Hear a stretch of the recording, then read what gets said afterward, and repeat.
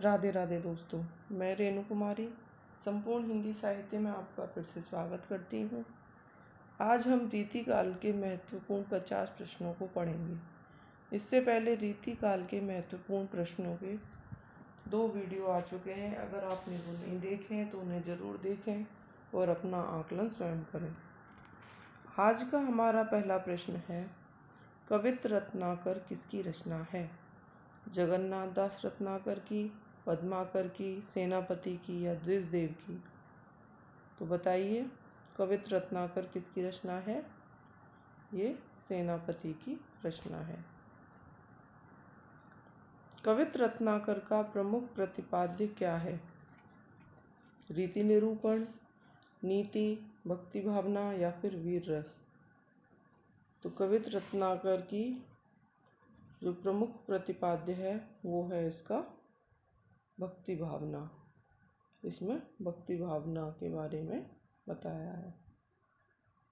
कविराज शिरोमणि की पदवी इनमें से किसे प्राप्त थी? कवि देव को, पद्माकर को, बिहारी को या मतीराम को? तो कविराज शिरोमणि की पदवी किसे प्राप्त थी? ये कहा जाता था पद्माकर को। 104 नंबर का प्रश्न है, इनमें से देव की रचना कौन सी नहीं है? 3 है, 1 नहीं है। शब्द रसायन, देव शतक, भवानी विलास या फिर सुजान चरित? बताइए। तो देव कवि की शब्द रसायन है, देव शतक है और भवानी विलास है, लेकिन सुजान चरित नहीं है। अगर आपको पता है कि सुजान चरित किसकी है तो कमेंट करके बताएं। अगला प्रश्न है 105 नंबर का, अष्टयाम किसकी रचना है? देव की, मतीराम की, ग्वाल की या गोप की? तो अष्टयाम रचना है किसकी? कवि देव की। दोस्तों, संपूर्ण हिंदी साहित्य चैनल को जरूर सब्सक्राइब करें और इसके आने वाले वीडियो आप समय से ही देखें। नोटिफिकेशन को, बेल आइकन जो होता है उसे ज़रूर प्रेस करें, जिससे जब भी वीडियो डाली जाए आप तक तुरंत पहुँचे। व्रत कौमुदी के रचनाकार कौन है? पद्माकर, ग्वाल कवि, देव या मतीराम? तो व्रत कौमुदी के रचनाकार हैं कौन? मतीराम। अगला प्रश्न है, व्रत कौमुदी का वर्ण विषय क्या है? रचना तो मतीराम की है, लेकिन इनका वर्ण विषय क्या है? रस विवेचन, अलंकार, छंद शास्त्र या सभी? तो व्रत कौमुदी में छंद शास्त्र के बारे में लिखा गया है। 108 नंबर का प्रश्न है, रीतिकालीन कवियों का छंद निरूपण किससे प्रभावित है? व्रत रत्न से, छंदोदय प्रकाश से, साहित्य दर्पण से या काव्य प्रकाश से? रीतिकालीन कवियों का छंद निरूपण पूछा है तो ये व्रत रत्न से, ये पूरा नाम व्रत रत्नाकर आएगा यहाँ पे, व्रत रत्नाकर,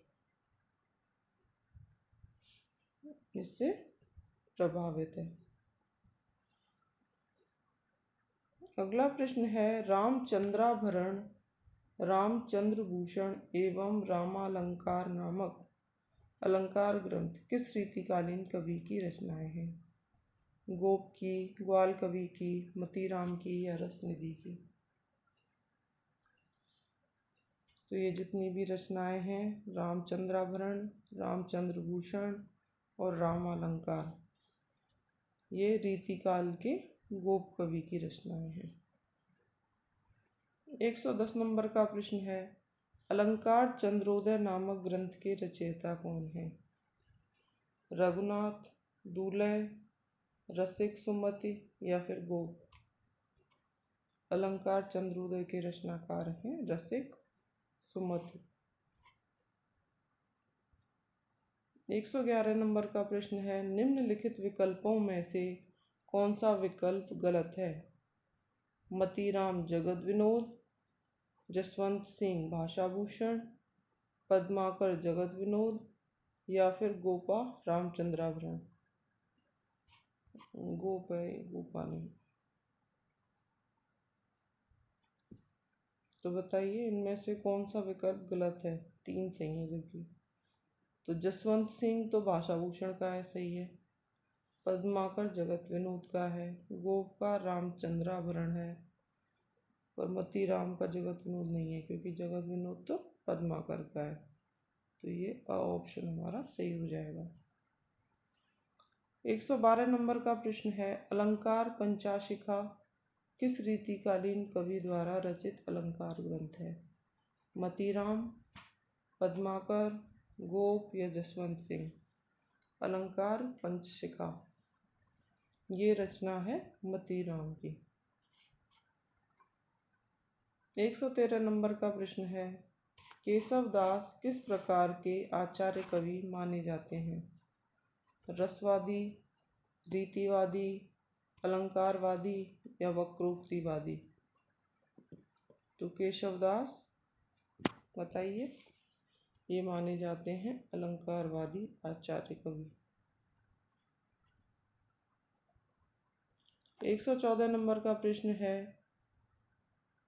वार वधु विनोद नामक रीति ग्रंथ के रचयिता कौन है? दूल्हे, कालिदास, त्रिवेदी, पद्माकर या ग्वाल कवि? तो वार वधु विनोद जो रचना है वो लिखी किसने? कालिदास त्रिवेदी ने। 115 नंबर का प्रश्न है, वार वधु विनोद का वर्ण विषय क्या है? रचना तो कालिदास त्रिवेदी की है, लेकिन इसमें किस चीज का वर्णन है? अलंकार निरूपण का, रस निरूपण का, नायक नायिका भेद का या नायिका भेद का? तो वार वधु विनोद में नायिका भेद का वर्णन किया गया है। 116 नंबर का प्रश्न है, उस कवि का नाम बताइए जिसने रसराज की रचना की। कौन थे वो? पद्माकर, मतीराम, कुलपति मिश्र या भिखारी दास? रसराज की रचना करने वाले थे मतीराम। अगला प्रश्न है, रसराज का वर्ण विषय इनमें से क्या है? अलंकार, श्रृंगार रस, श्रृंगार को ठीक करें, नायक नायिका मतभेद या फिर ये सभी? तो रसराज का वर्ण विषय क्या है? नायक नायिका मतभेद। इसमें इससे पहले श्रृंगार और आएगा, श्रृंगार और नायक नायिका भेद, इन दोनों चीजों का इसमें वर्णन है, श्रृंगार रस का और नायक नायिका भेद का।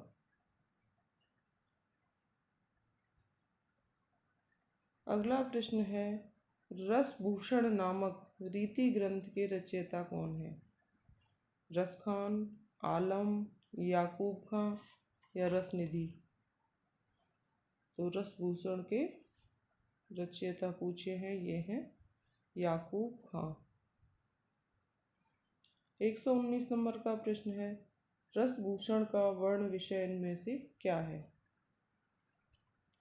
अलंकार विवेचन, रस विवेचन, सौंदर्यात्मक एवं नायिका भेद या फिर सभी?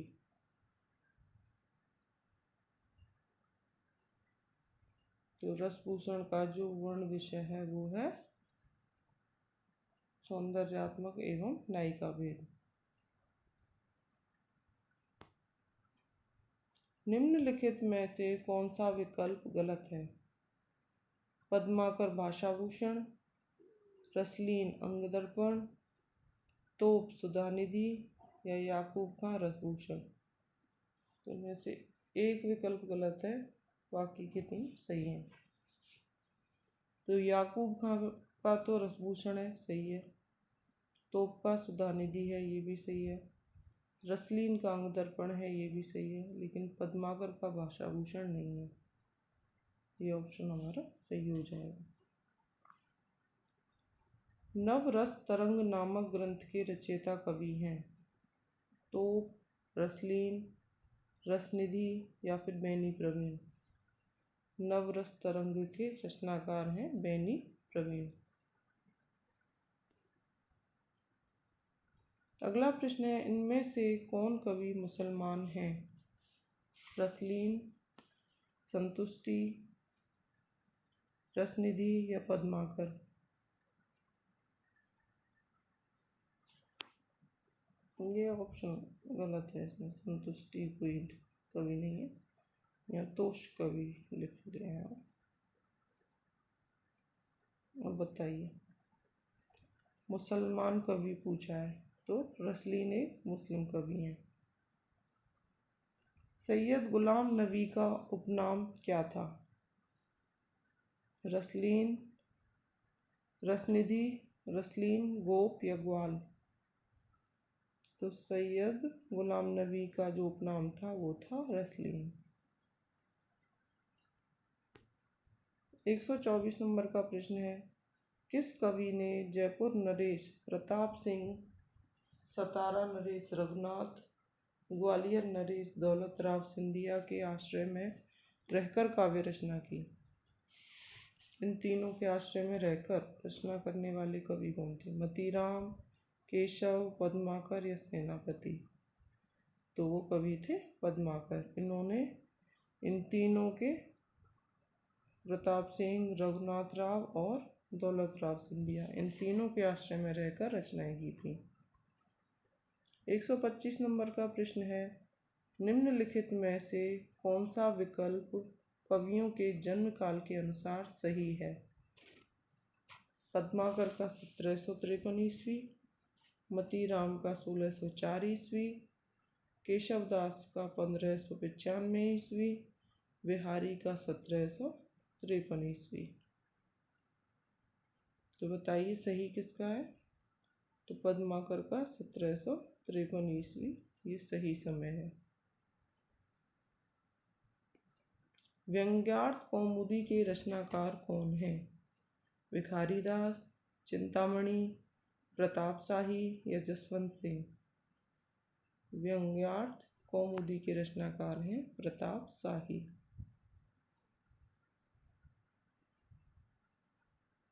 127 नंबर का प्रश्न है, रीति काल के उस कवि का नाम बताइए जो निम्बार्क संप्रदाय में दीक्षित था और जिसने रीति निरूपक ग्रंथ लिखे।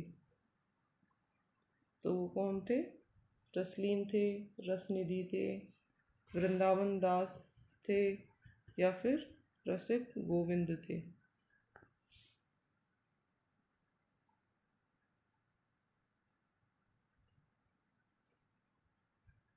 बताइए, निम्बार्क संप्रदाय में दीक्षित और रीति निरूपक ग्रंथ जिन्होंने लिखे वो थे रसिक गोविंद।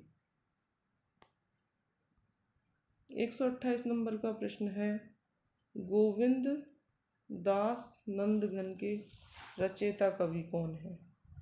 रसिक गोविंद, तो भिखारी दास या हित वृंदावन दास।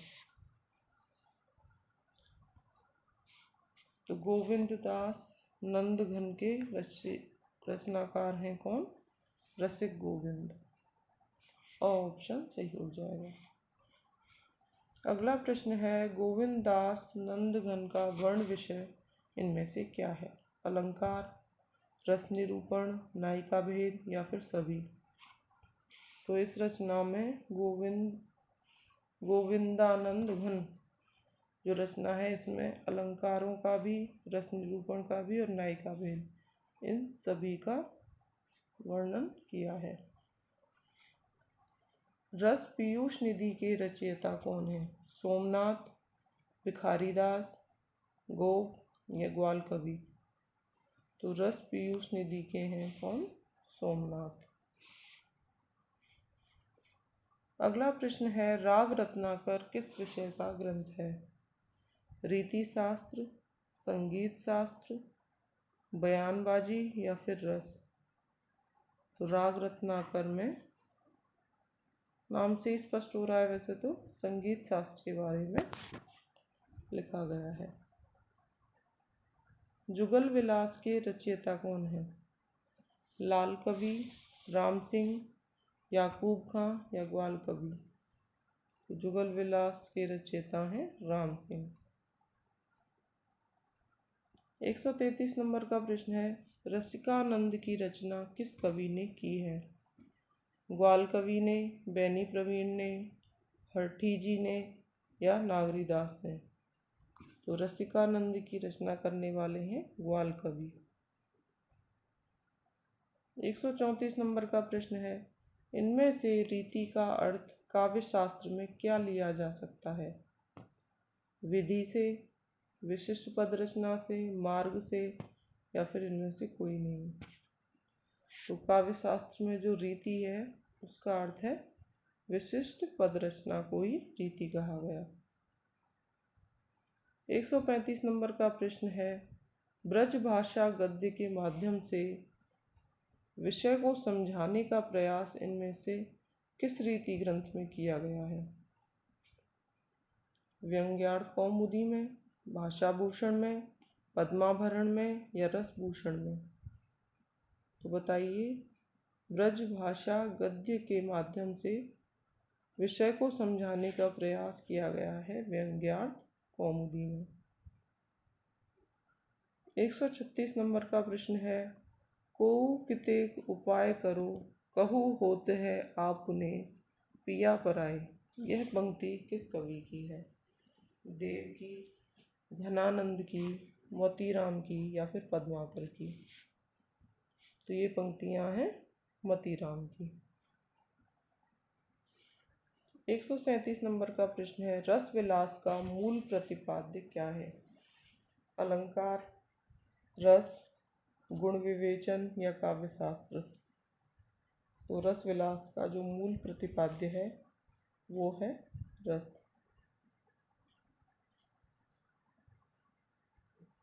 अगला प्रश्न है हमारा 138 नंबर का, सूरजमल की वीरता का वर्णन किस ग्रंथ में किया गया है?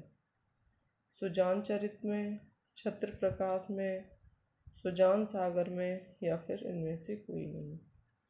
तो सूरजमल की वीरता का वर्णन सुजान चरित में किया गया है।